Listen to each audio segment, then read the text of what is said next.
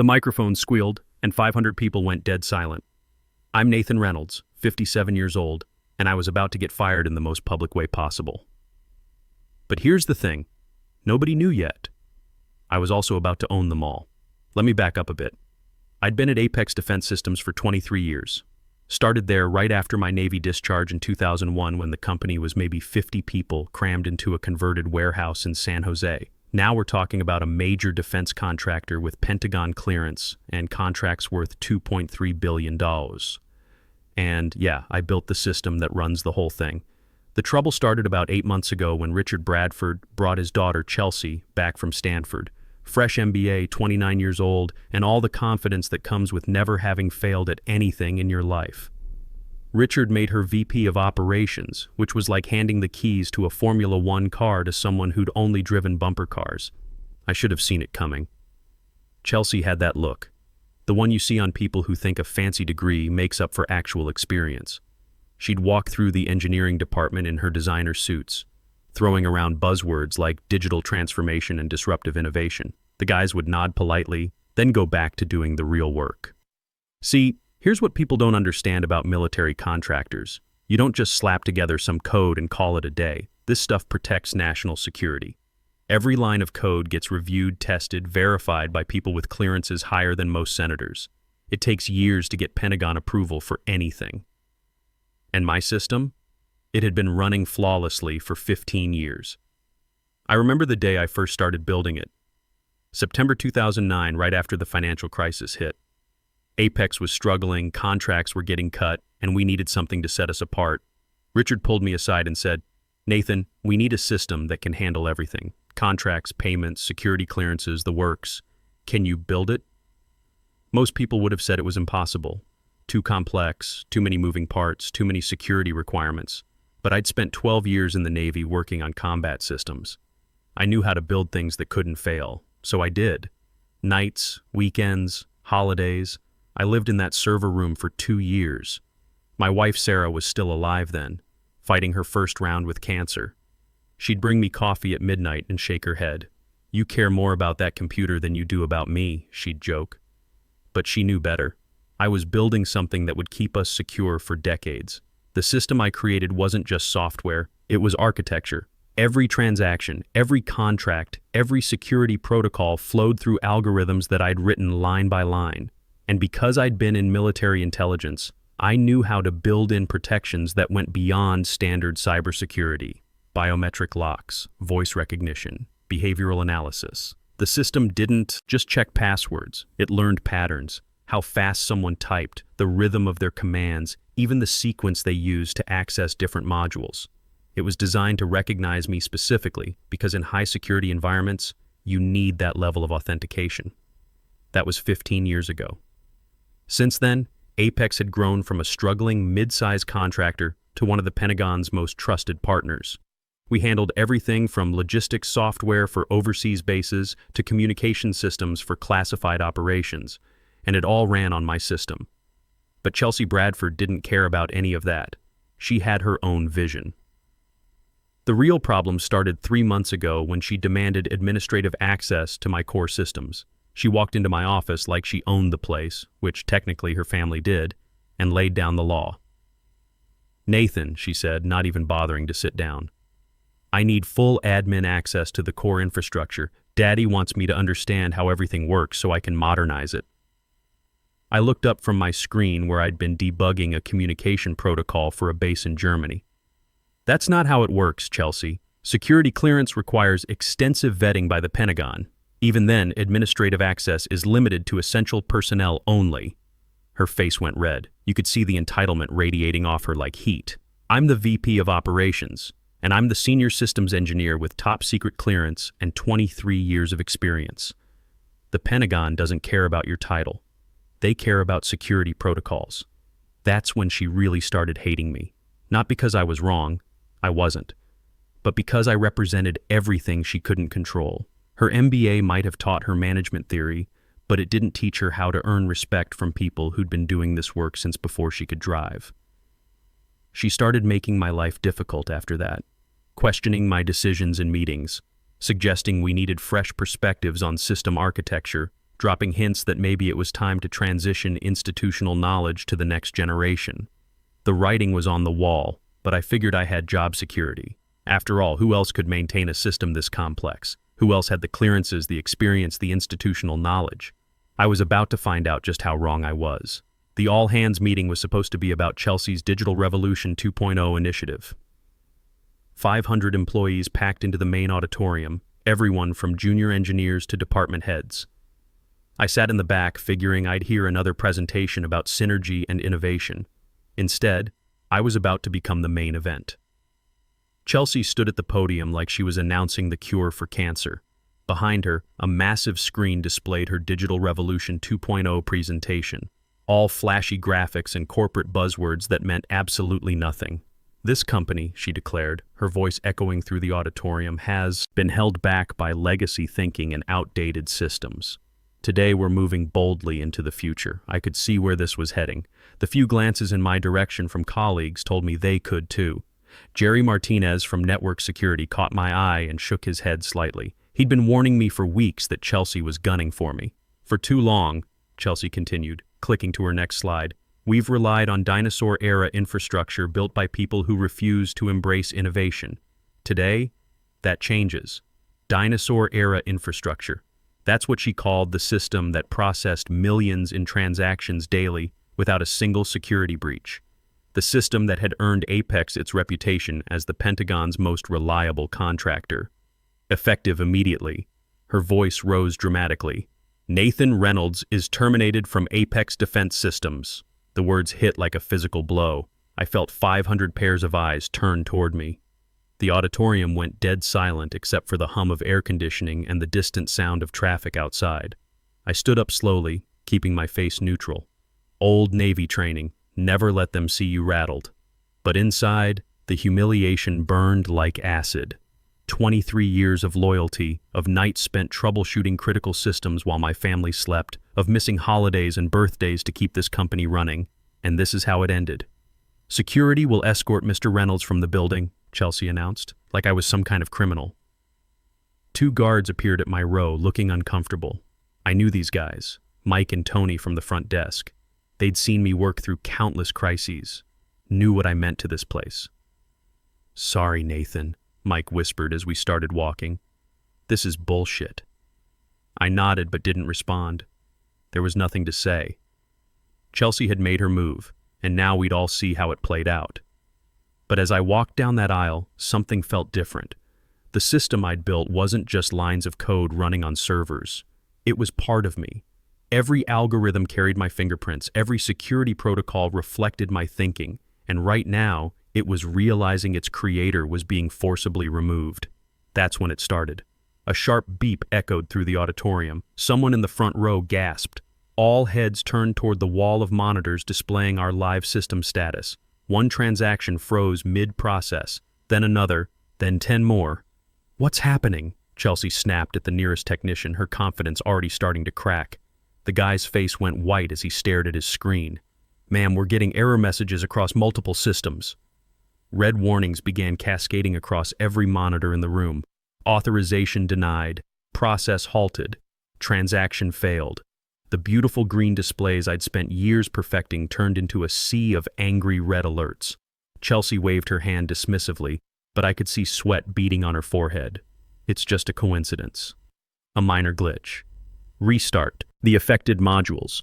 The technicians scrambled to their keyboards like their lives depended on it. Servers went dark across the building, then powered back up with the familiar hum of rebooting systems. For about 30 seconds, everything looked normal. Transactions resumed, data flowed, the comforting green lights returned.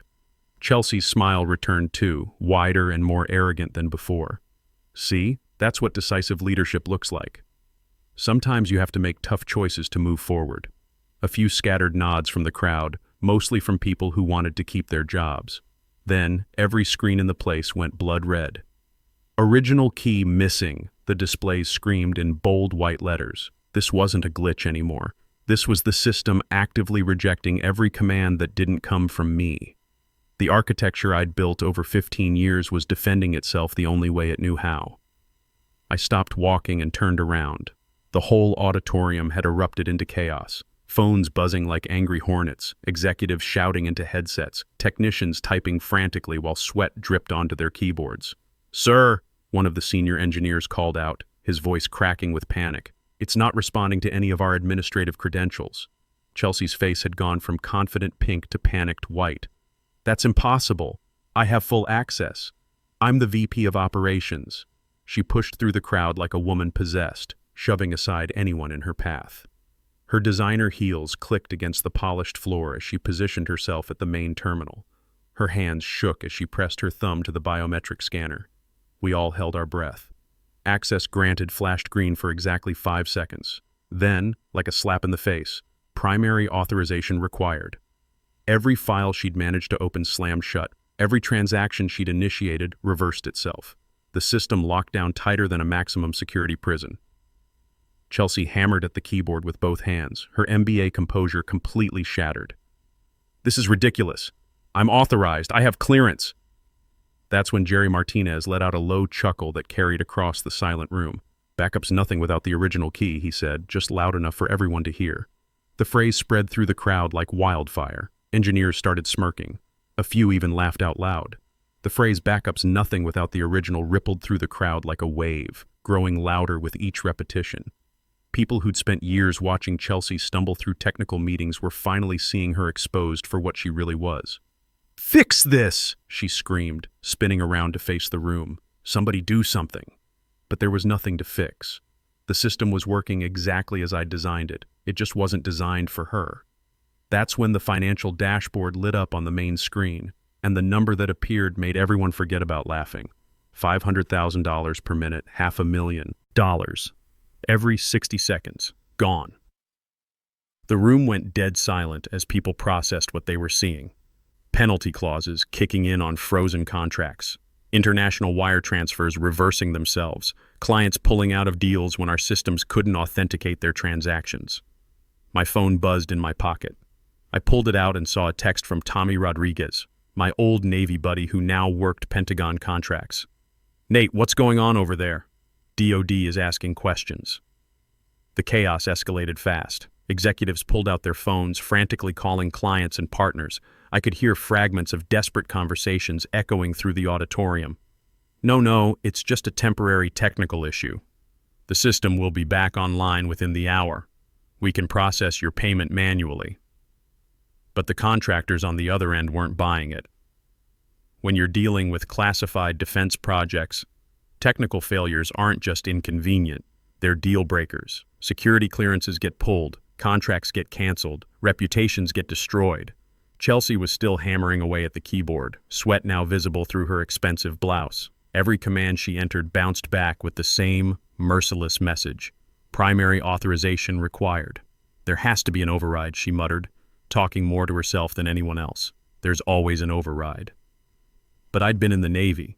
I knew how to build systems that couldn't be overridden by people who shouldn't have access in the first place. The whole point was to prevent exactly this kind of unauthorized intrusion. 5 minutes passed. The counter hit $2.5 million in losses. 10 minutes. $5 million gone. That's when the heavy footsteps echoed down the corridor outside. People's heads turned toward the entrance like they were watching a tennis match. The energy in the room shifted from chaos to dread. Richard Bradford burst through the doors like a man whose house was on fire. And in a way, it was. Richard was 63 years old, silver-haired, and had built Apex from nothing into a defense industry powerhouse. He commanded respect in boardrooms from Silicon Valley to Washington, D.C. But right now, he looked like a man watching his life's work collapse in real time. "What the hell is happening here?" he thundered, his voice carrying the authority of 3 decades in the defense business. The auditorium fell silent, except for the continuous ping of error messages from the speakers. 500 people watched the most powerful man they knew struggle to understand how his empire was crumbling. All eyes shifted to Chelsea, who looked like she wanted to disappear into the floor.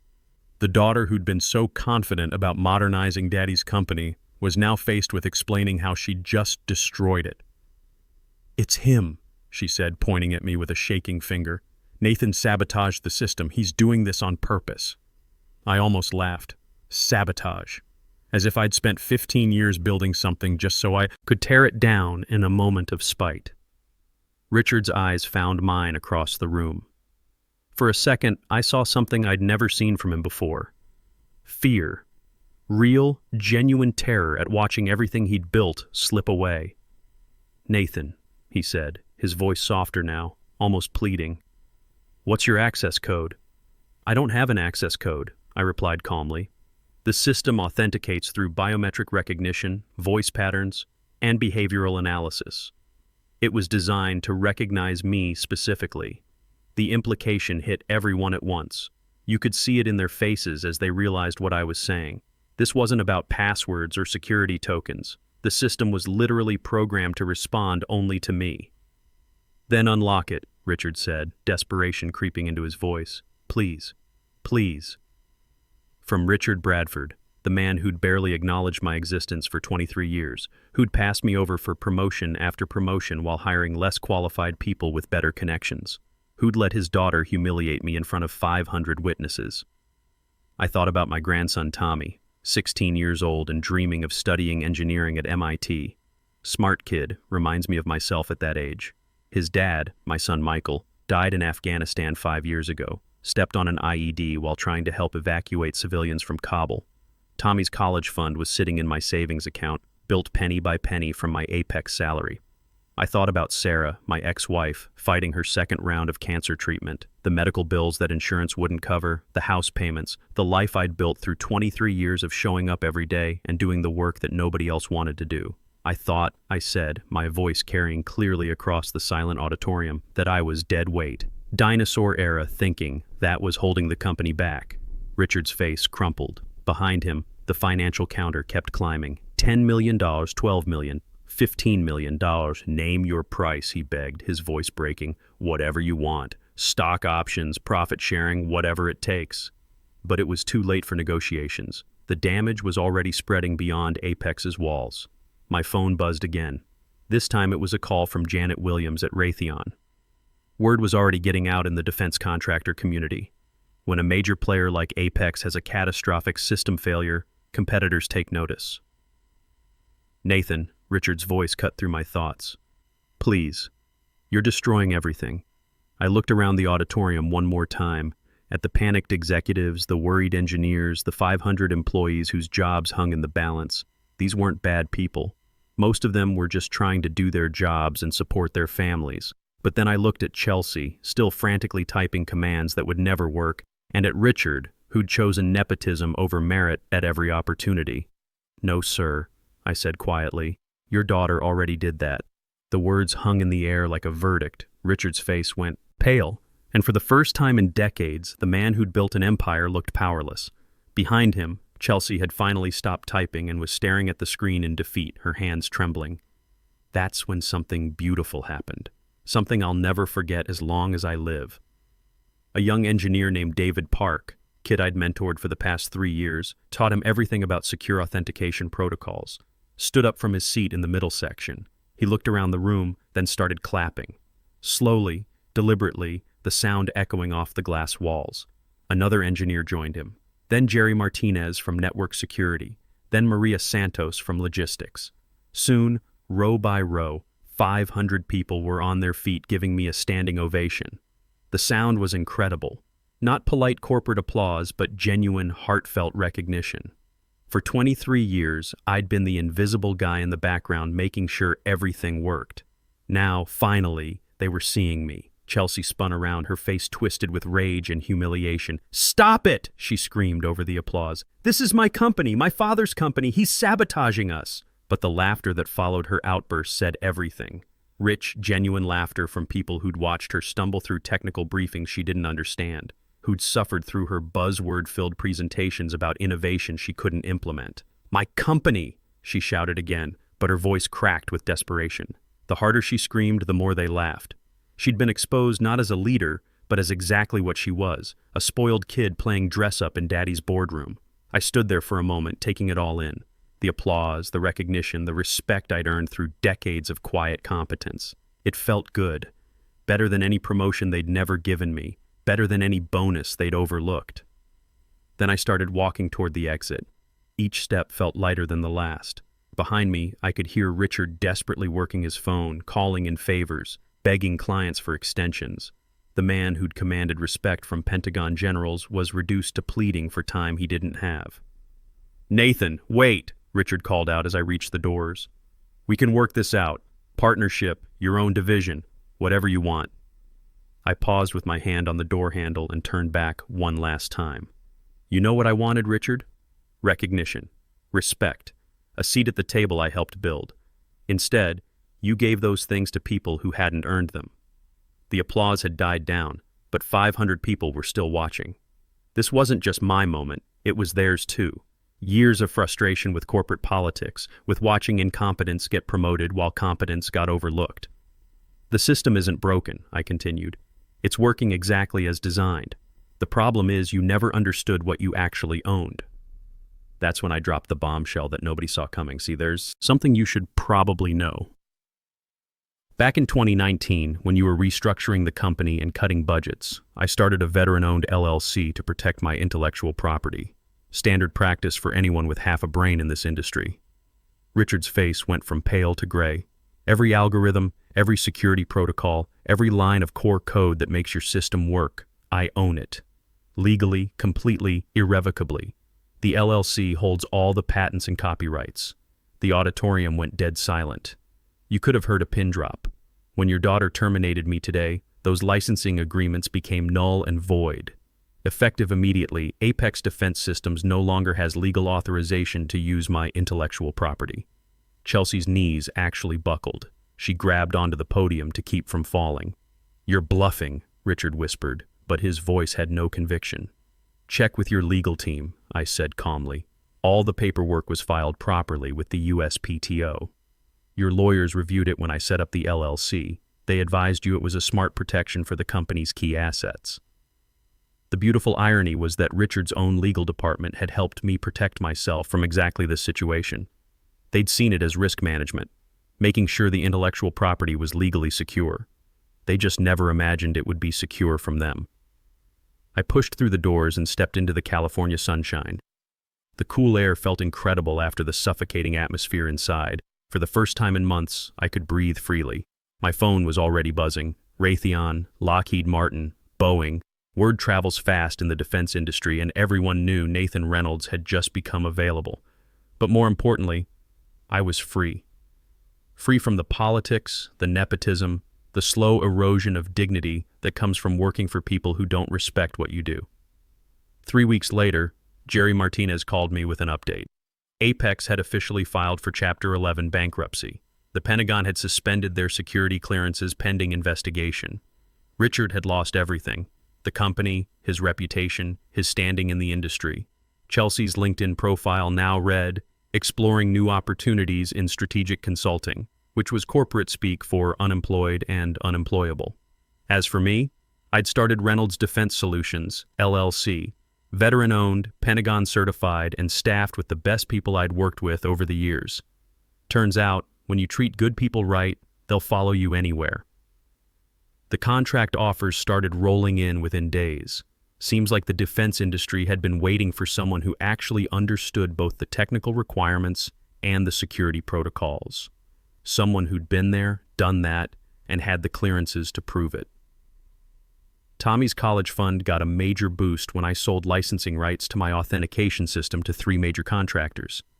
MIT, here he comes, and I couldn't be prouder. Sometimes the best revenge isn't getting mad, it's building something better and watching the people who underestimated you realize what they lost. Respect isn't inherited, it's earned, and competence always wins in the end.